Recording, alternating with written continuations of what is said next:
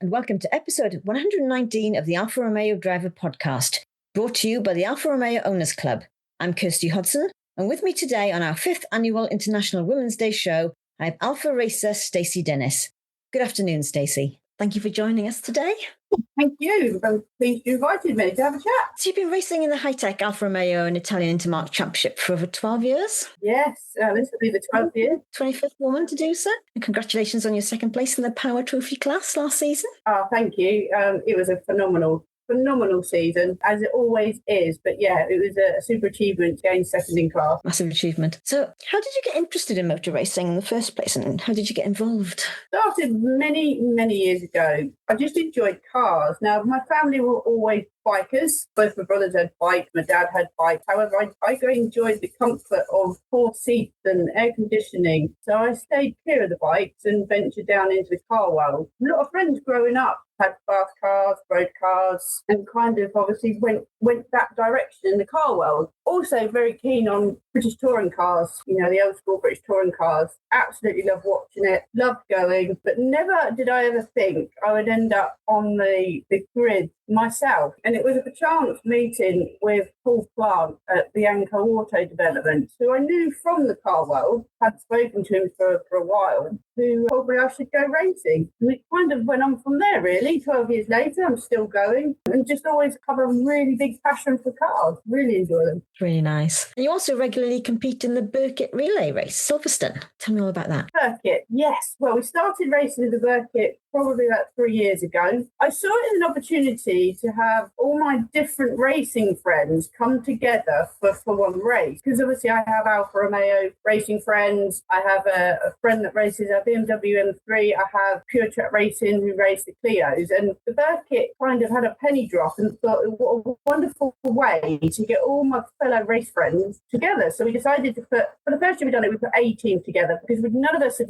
never done it before. And we wanted to see how it went. And it was tremendous. It was great fun. You race against so many different machines, different cars, different driving abilities, different styles, but you're all in the same race. And we all adopted the same mindset. Yes, of course you're competitive, it's a race, but at the same time, no one was going to frown on anyone if anyone did something wrong. And we all finished. And that was kind of our goal. So then that led on to the next year. We then got 2 teams, a bit more of a challenge, but we managed to get all the drivers together, make even more new friends. And again, all the cars finished and we did tremendously well. It's just such a phenomenal race, and we'll definitely be doing it again this year, either 1 or 2 teams. And it was just a nice way for other people to meet each other, because your racing family is just growing from the people that you meet throughout your career. And people that didn't know each other through the Burkitt are now really good friends. But as much about friendship as it is about the racing then? Oh, 100%. For me, I have 2 families. I have obviously my blood family, and then I have my racing family. And they mean the absolute world to me, because you have so many wonderful memories created with all these people throughout the years that I've been racing, and it's something that you cherish forever. I'm sure. So do you have any pre-race rituals? For example, listening to a particular song? I don't think you have any pre-race rituals apart from the pre-race wee. As soon as we get called for the assembly, I am off straight to the loo. I come back and then probably have to go again. And what some people might not know is in some of the assembly areas, I know Snetterton's got one, there is actually a portaloo in the assembly area. And I think that's for a combination of both obviously marshals and for the drivers, because you'll see quite a few drivers nipping in and out of there before we start a race. I always have a great pep talk from my team, because every driver will have their nerves in different ways. For me, I just need a good talking to remind myself why I'm there and that I can do it, and then off I go. I do also tend to have a nap between race 1, quali and race 1 if we're on a double header. It must be an age thing, I think, but definitely have a nap. Saving energy for the race. Yes. So when you're looking at telemetry after a session, what's one data point you obsess over in order to find those last few hundredths of a second? Definitely my break points. They will change in times tremendously. And it's great to, again, have the help from the team at Bianco Auto Development, who helped study my telemetry. Paul's a fantastic driver himself. Quite often we can overlap data from car he's driven. And with the telemetry, you can not only see your accelerating points, your turn points, your brake points, but it's also video. So you can see exactly where I'm braking to where the other driver maybe braking, and you can gain a lot from that because you use a lot of visuals. You look around for the different visuals on track to see where you are, where you need to brake, and where you can possibly leave it a little bit later. Shows you also what you're doing with your throttle. You know, you can smooth on the throttle, where you're on, where you're off the throttle, where you can possibly go on a bit earlier. And as I said, the video footage is really helpful, again, to see where I am on track. You know, but every time you can study your telemetry and you do learn from it. But I find every race session can be different. You know, weather conditions, track conditions, people in front of you, people around you, who else is on track. You know, you could be in a fast car coming up to a slow car, or you could be overtaking yourself. So as much as you try and learn from your telemetry, you also have to take on board everything that's around you at that particular moment in time, to stay safe and to stay fast. Makes a lot of sense. So what is a challenge you've faced as a female racing driver that your male peers might not even realise exists? For example, have you made any specific adjustments or innovations to your car setup? But I wouldn't say so much car setup, because I've lent my car out a couple of times to fellow chaps and they can jump straight in. They don't have a particular problem, apart from I have got quite short legs. So the chaps, they seem to be a lot taller in that department than me. But the one thing that will make a lot of people chuckle is lady boobs and harnesses. When you're strapped in very, very, very tight, the harnesses don't cater for your lady lumps, unfortunately. Yes, you're there to be safe, but unfortunately they are tight. And I would say a lot of racewear, it's only recently that a lot of racewear is now starting to cater for women and women's bodies, unless you particularly had one made for yourself. A lot of them are designed for men. And us ladies' bodies are different. You know, we're a bit more curvy and we have, as I mentioned, bumps in other places. And when you're sitting in a race car, that particular chap suit doesn't fit particularly well. So I have actually now got a female race suit that fits me much better than some of the chap suits I've used before. But yeah, the car setup, as I say, I don't particularly have it any different to the chaps. I have jumped in other chaps' cars before, and again, nothing particularly we've had to change setup-wise, apart from a booster seat, so I can reach the pedals. That's cool. I've had to do the same with reaching the pedals. Oh, so just the legs up. Yeah. So racing requires a really high level of fitness. So how do you maintain your fitness level for a race? So my fitness is the best it has ever been in about 3 or 4 years. Even through all my teenage years, my younger years, I'm the fittest now than I have ever been. I obviously attend the gym a fair bit, normally a Sunday, do a combination of cardio and weights. Weights, I think, are very important, especially your upper body. Because believe it or not, you do use quite a lot of upper body strength when you're off-round tracks. Cardio, again, we really associate that with racing. But again, I think, you know, when you're in the moment, you've got so much, not only is it stress on your mind, it's stress on your body, and you do need to be at a good fitness level. It's not just strength, but your cardio as well. So I also play for a ladies football team 2 to 3 times a week. I play for 2 teams. Because I hate cardio. I think a lot of people do at the gym. So I needed to find something that I was going to enjoy. And so I joined a local ladies football club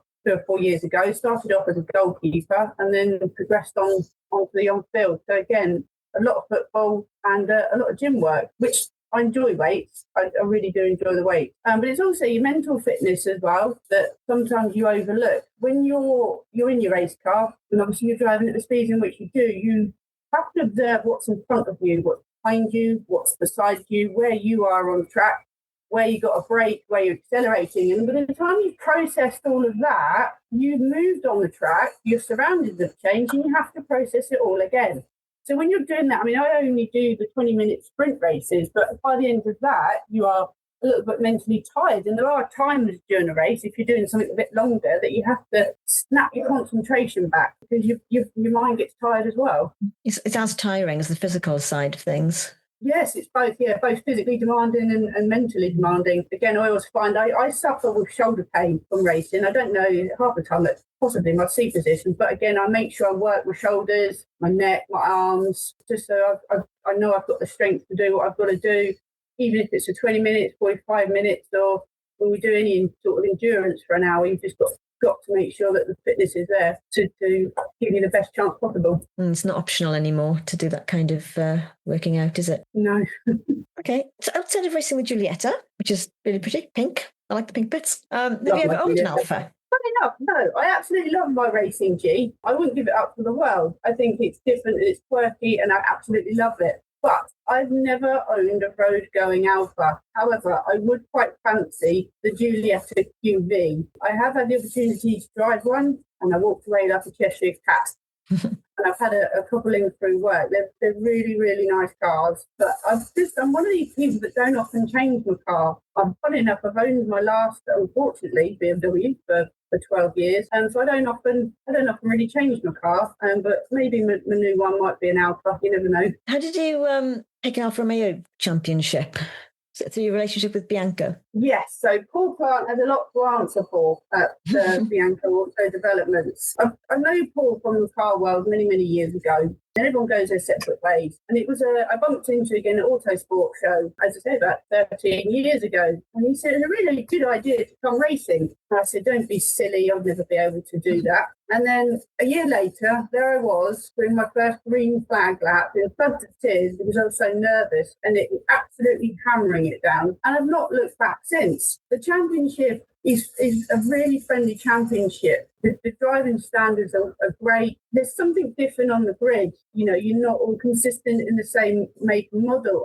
It's all different makes, models, you know, with the Fiats, Alfas, etc. And it's just so many different machines you're racing against. You know, it's not just one engine. You've got all sorts of engines, all sorts of cars. And I really particularly enjoy the Alfa Romeo Intermarque Championship because everyone's just friendly. And as I said to you before, it's like a racing family. You know, if someone's got a problem, there's always someone else there that will try and get you back on the grid and help you out. Oh, that's really nice to hear. So is there a race that you're most proud of? Something memorable? I love Park.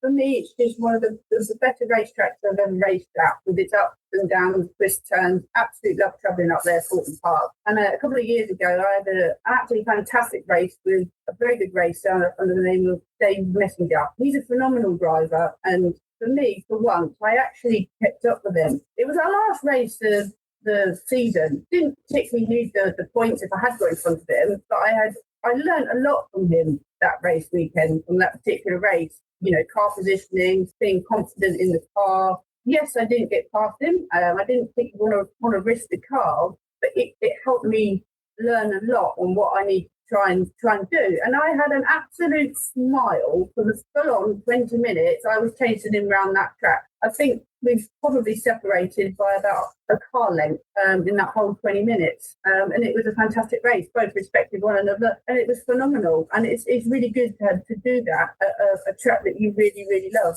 I was really lucky enough to do. Yeah, surrounding yourself with really good people really does help you grow, doesn't it? Yeah, you learn a lot from other people, you know.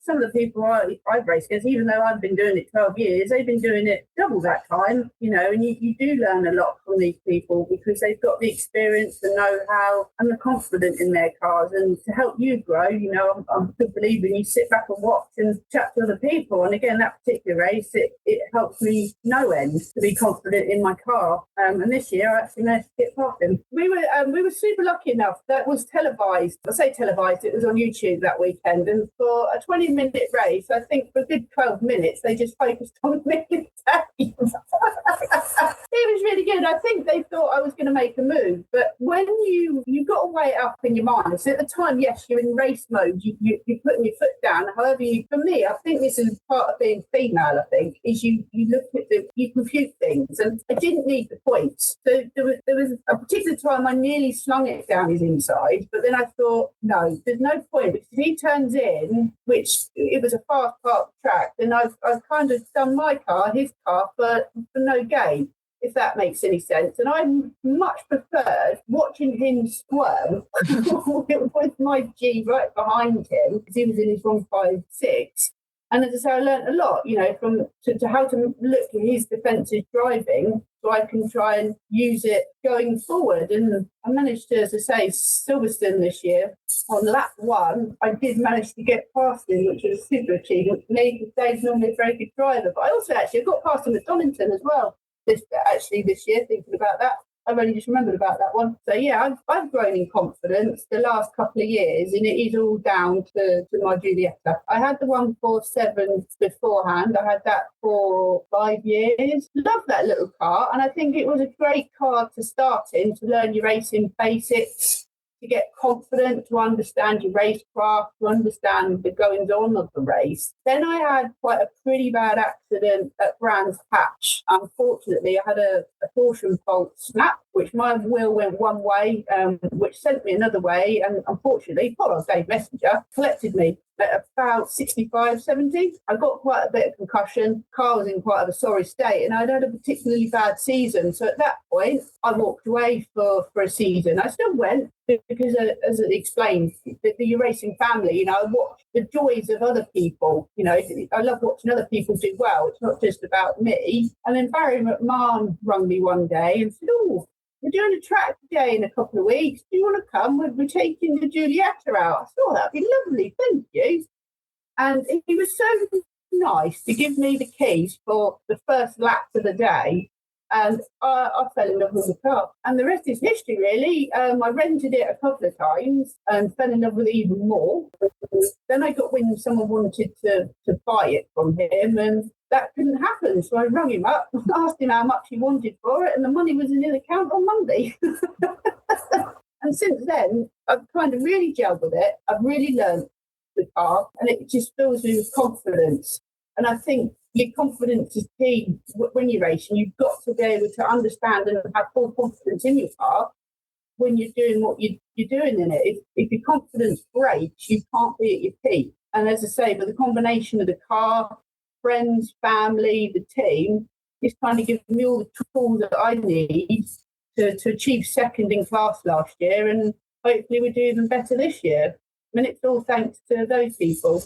Well done. So what was your worst race in the last 12 years? Oh, worst race. It's got to be me and Brands Hatch. I seem to be haunted by that track. It's my local track for me. I've raced and done a lot of track days there. Thoroughly enjoy it as well. However, there's been many years I've raced there that things have gone wrong. I've ended up in the kitty litter a few times, back with a bit my own fault most of the time. I also managed to unfortunately hit Tom Hill one particular race. Unfortunately, he had a gearbox malfunction, which led me to hit the back of him. Then I bounced off and hit poor Matt Daly. I've had numerous problems there, car problems in terms of reliability. The car was just misbehaving. Last year in the Giulietta, I had issues with a near side front tyre blowout, which it kept consistently blowing out, unfortunately. It took a little while to get to the bottom of what the problem was, because it was a very unusual problem. But again, the haunt of Brands Hatch returned, and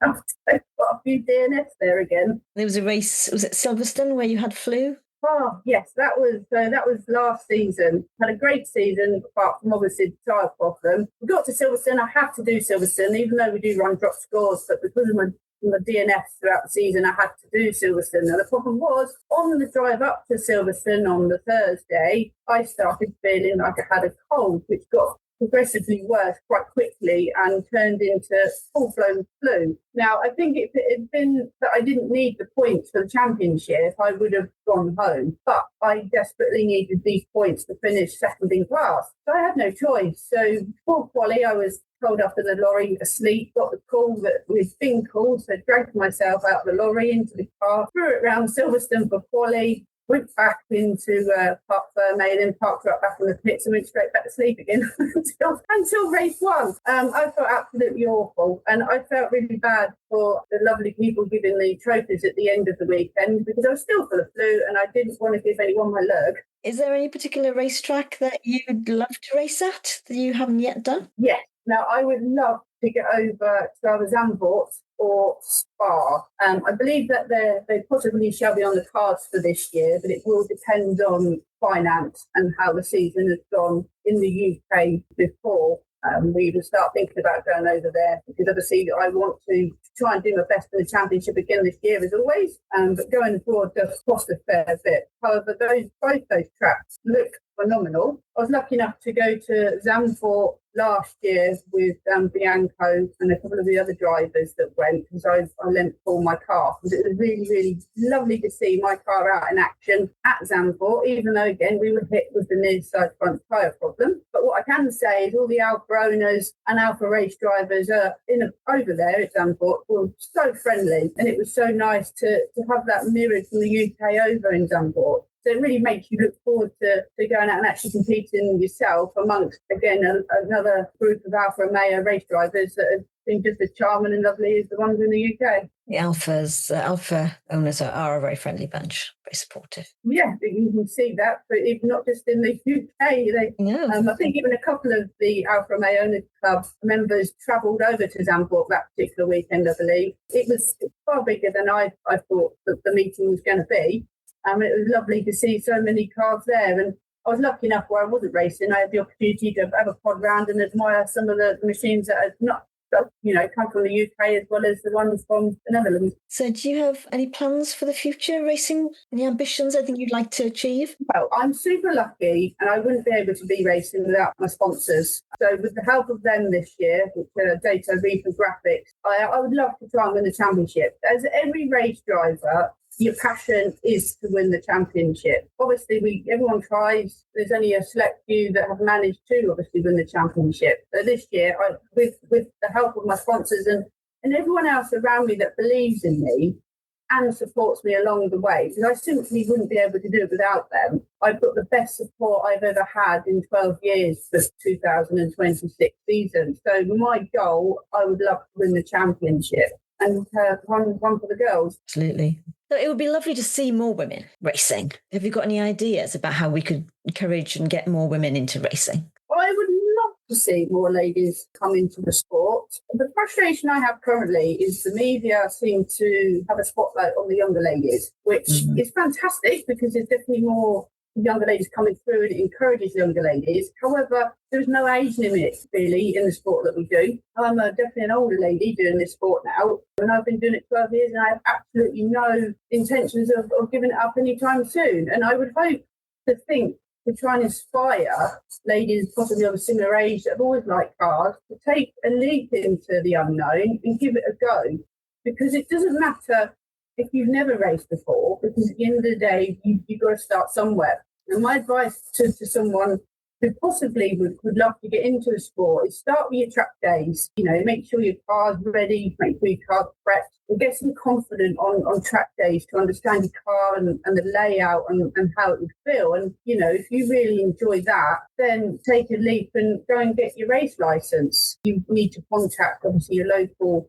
racetrack that can do your ART test, and they'll give you all the advice that you need and all the guidance to gain your race license. I understand it was probably quite daunting for ladies not knowing where to start, which I'm lucky enough to have been in the car world, and I was very lucky enough to know Paul at Bianco encouraged me. But reach out to your tracks and ask them for advice on who they could possibly go and talk to, because there's a lot of race teams out there that, are in regular contact with your tracks that can offer support and packages to even try it out. And again, I know Paul at Bianco Auto Developments, again, they would always welcome people with open arms.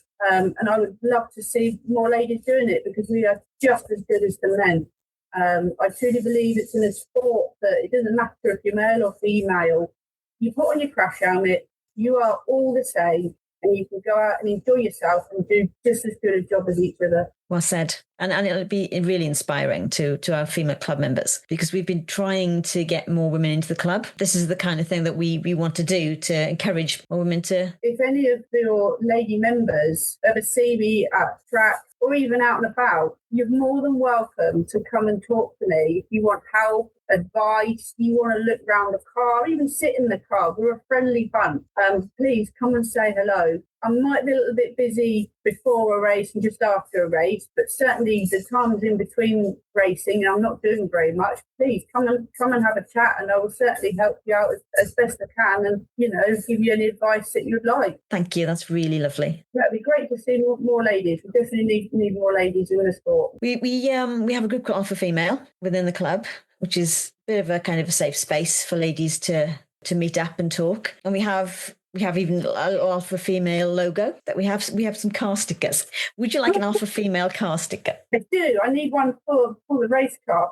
That would be awesome. And then people, again, that one might be help ladies to see that it's a lady race driver. If I have that sticker on the car, and the owner, the lady owners might recognise that and signal to come and have a chat if they want. Absolutely. You might see a lot of Alfa female stickers around. We also have the female bears. I'll save you one. Love a bear. This is your bear. Yeah, we love a bear. So you said you did some track days. Is it something that you would want to have a go at? Have you ever raced, or have you just done some track days? Or I've done a few track days. I did a couple of sprint races probably about 15 years ago. I got second. I got third in class in both of the races I did in the GT. But essentially, I'm just not quick. That is unfortunately, I wouldn't be competitive. But I mean, I've enjoyed the track days I've done, and I've driven up Prescott Hill Climb in the GT as well. That was quite fun. Have you ever gone to Brooklands when they do the Italian the Italian Day at Brooklands Motor Museum? I go every year to Auto Italia. Yeah, I do enjoy that. It's a good show, that definitely, because you got the hill. They do the hill climb there. Are you going this year to Brooklands? Yes, I intend to. Last year I couldn't. It clashed with one of our race weekends, so I couldn't go. And I couldn't go to the autumn one either, which was frustrating because it clashed. But this year the calendar is looking good. So as long as I don't destroy the car at Snetterton at the end of April, then yes, I should be there. But the car's undergoing, at the moment, it's winter overhaul. And I'm really, really lucky. I work and help run a vehicle accident repair centre, M&S Accident Repairs. And I have a wonderful boss who allows me to haul the car in over winter. Because I'm quite an advocate for having a clean, tidy race car. I'm like it with my road car. I really enjoy having a clean, tidy race car. It makes stand out, I think, from the rest, do keep them clean and tidy. So the minute it's at work, it's having all the bodywork done. So a few comings together, fellow race drivers, particularly at Silverstone. Poor Dave, another day, but this was Dave Pickup, was having a particularly bad weekend, bless his little cotton socks, and decided to have a little nudge up the start-finish straight at Silverstone, which put a dent in one side, and Barry McMahon at Cadwell put a dent in the other side. So at the moment it's in having all its dents done. It will be fully resprayed again, and its new graphics and design will be going on. Needless to say, it does contain pink. I absolutely love my white and pink and black, but that's staying. It's definitely not going. And the design that the sponsors want to put on has incorporated the pink, which is great. The engine's out at the moment. That's at Bianco having its winter work done. Every year you kind of have minimum standards of maintenance that you have to have done. I always have a cam belt, water pump change. The cars go through so much stress that you can't risk not having your basic maintenance done. It has an oil change pretty much every other race weekend because it's turbocharged. So again, I like to do oil and filter. And I use the Stellantis approved quadrifoglio oil for the Alfa Romeo. I don't use any other oil. And I use, again, Alfa Romeo oil filter from the dealers. I won't use anything else. It is also having a new diff. I think it was one quali session, there was quite a few Power Trophy drivers out. Between, I think it was first to sixth in class, we were separated by half a second, which, is not much. So we started looking on where I could possibly gain some time. And when we were looking at the data, it was more hearing the data than rather than looking at it. We could hear the car spinning up, and we knew it wasn't the clutch, and we know it wasn't the tyres, which kind of left the diff. So the diff wasn't keeping up with the power transfer. So this over winter, we are putting in a different diff, an uprated diff, because those seconds I was losing through the power, I really needed to try and gain back somewhere. So hopefully the diff will make a difference. And obviously general engine check over, we've got a couple of oil leaks and bits and pieces, and then the engine will go back in and then get tested and then see how it goes. The other thing I wanted to mention for your members is the Gold Cup event at Alton Park this year, spread across the 29th to the 31st of August. We don't know what days we're racing yet. That's still to be released when they issue the timetable. However, we will be joining the Gold Cup lineup with the HSCC. It will be great if any of your members are there, because we do intend to kind of hold an event for you guys where you can come meet and greet us. So any of you lady members want to come and talk to me then, more than welcome to, or even talk to the chaps, because please, when I say they're really friendly, they are. They're more than happy to share stories and experiences, as well as your male members. You're more than welcome to come and chat to us. So we're looking to put an event on for you guys for that weekend. I'm really looking forward to the 2026 season with the championship. We've also introduced the pre-85 series. They now have their own series with us. So again, it's just going to introduce more cars to the grid of different ages and different specs with different drivers. So our kind of Alfa family, or the championship family, is forever growing at the moment, and that's a big thanks to Andy Hancock, who has really put some time and effort into our championship over the last kind of 12, 15 months. And our grid numbers are phenomenal. I think that was reflected in, I think it was at Motorsport News, where we were the fastest growing club in the motorsport kind of podium racing, which was fantastic to hear. And it is, great effort by the panel and a phenomenal effort by Andy. So, so hopefully if you guys can make the Gold Cup, it'll be lovely to meet some of you. Looking forward to seeing you race this year. Thank you. I'm looking forward to it. I can't wait at all. I know it's a few weeks away yet. I think we're a couple of months. But everyone's itching to get back out again. I think it's because it's so passionate for so many people. It's one of those sports that, you don't turn up, play your football and job done, go home again. You spend a whole weekend with people, and, I just really enjoy seeing other people do well as well. Racing is such a team effort. And I think sometimes if you're not involved in racing and say you watch it just on telly, say you watch British touring cars or even the Formula One that people watch on telly, you don't truly understand the team effort that's involved to get your driver to do well, to get your driver out on the grid. I've had times before where I had a clutch go at Snepperton. The whole team put absolutely everything into changing my clutch and gearbox between qualifying and race one, which, is not a very big amount of time, but they did everything that they could. And sure enough, just as the guys were gridding up, I'm zooming down the pit lane to start from the back because they'd worked so hard to get me on the grid. Or even when we have an accident, again, they're bashing the cars out as best they can to make them safe to get you on the grid. And, a massive thank you to the team for supporting, all drivers, because if it weren't for the team and the people around you, again, you wouldn't be the driver that you are, if that makes any sense. And I think a lot of people don't understand kind of what goes on behind the scenes to get us out there. I totally agree. Actually, Snetterton's the only proper circuit I've spun on. Oh, really? What happened? I just overcooked it into the hairpin. Did you? But did you do it with a smile? Yeah, and I managed to catch it actually hitting the barrier, which I was very impressed at. Yeah, well, if you're not going to hit anything, just enjoy it. It was torrential rain. You couldn't see the end of the bonnet, which is good because the back end was overtaking it. It was that bad. You've got to have some guts to do it in the rain, definitely. Because at the end of the day, when you're driving the road in the rain, never push your car. You don't want to because you've got to be safe and stick within the rules. However, when you go racing in the rain, it's a massively different ball game. So different. And it's not something that you can kind of go out and learn unless you keep booking track days and test days when it rains, which you did say in the UK be quite often. But unfortunately, a lot of the cars are going over the winter overhauls when it is particularly raining. But yeah, you need to have full-on confidence in the rain. Personally, I enjoy racing in the rain. I really do. I think the car is so well set up for the rain. I think Paul and Barry raced it about 3 or 4 years ago at Donington. They qualified, I think it was 15th in Brit car, on the Brit car races, and by the end of lap 2, I think they're up to 3rd because it was that well set up for the rain. But yeah, I do enjoy racing in the rain, but yeah, it is scary when you spin. But when you're not going to hit anything, I just sit back and enjoy it and try and learn from it. I did do it again about an hour and a half later, so. Did you? But that was it. And then I did learn from it. What tracks have you done? I've done Cadwell, Castlecombe, Brands Hatch, Snet, Llandau, Kerbra. I've done a few. And which one was your favourite? Actually, Bedford Autodrome I really love. I've never done because Bedford. It's so long. You can push the car so hard on that back straight. Oh, really? Yeah, it's great fun. It's like 3 miles long. You get a proper lap. I've never done Bedford. I've Do been up there Bedford. once when someone else was testing, but I've never done a track day or anything there before. Perhaps I should get it booked. Well, actually, we should get it booked. We should do a ladies' day up at Bedford. We should.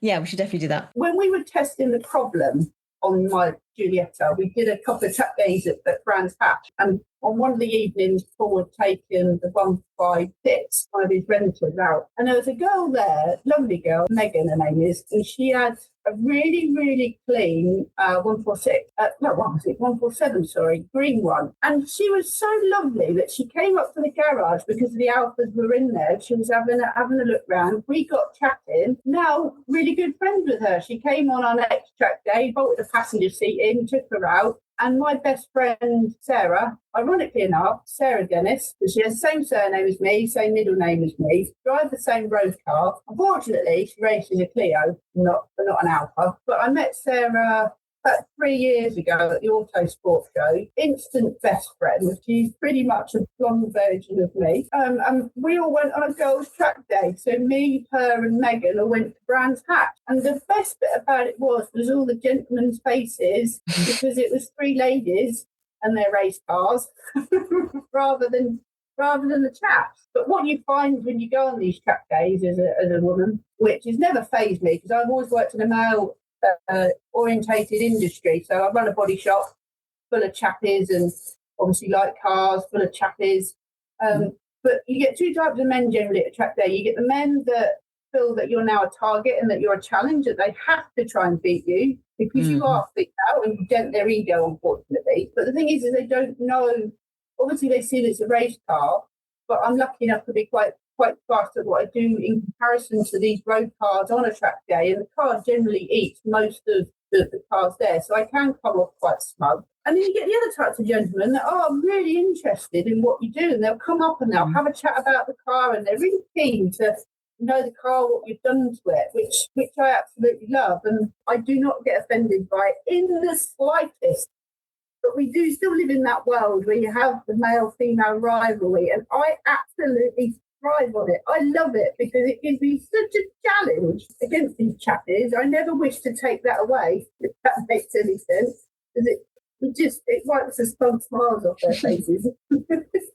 Awesome. Well, as I say, I love my racing, hugely passionate, and if I can do anything that I can to inspire young, old, doesn't matter, ladies into the sport, I'm all for it. Because I think there haven't been any other ladies in the 12 years I've been racing, and I think it's such a shame. It'd just be nice if we could just get more ladies to the grid. You see a fair few in some of the other championships, but I think when you look at race cars, Alfas don't spring to people's minds, and I want that to change. Because some of the newer cars that are coming out, I say newer, the Giulietta isn't particularly new, but in terms of it being on the track, we're now getting momentum with them. You know, obviously I've got mine. I know Bianco are building at least 2 or 3, and there's various other drivers coming in this year with the Giuliettas. So they are now growing legs as race cars, which I think is fantastic. And the more that we can push them, the more we can get on the grid. And again, the same with the Julias. There's a few people now building. Now you've got Barry McMahon, who's absolutely a phenomenal car. I think he's an absolute monster, and absolutely what a machine to watch and to listen to. And again, a few other people are now building those to bring to the grid. But we just need some ladies at the helm. I mean, I'm lucky. I've been in the male world all my life, pretty much. I started off as a professional dog groomer, believe it or not, for a year. And then into the motor trade I went. And kind of when I went into the motor trade, you know, female and a man's world was even harder than what it is today. And I've had to prove myself all the way through what I have become. And I'm lucky that I have such a great boss now. I've been with him about the same time I've been racing, actually, 11, 12 years, you know, and it's actually nice to have a chap that believes in you and supports you and pushes you forward and to grow you into the person that you have. So I've got a really good boss for that. But again, it's just been in a man's world pretty much all my working life, really. Thank you, Stacey. That was really great talking to you today. My pleasure. Thank you for having me. Genuinely appreciate it. That's it for this year's International Women's Day episode. We'll be back in 5 weeks' time on Sunday, the 5th of April. Episode 120 will be available to download from 1:30 p.m. from the club's website, aroc-uk.com. Podbean, Podcast Addict, Spotify, YouTube, Apple Podcasts, and everywhere else good podcasts are found. Until then, stay safe.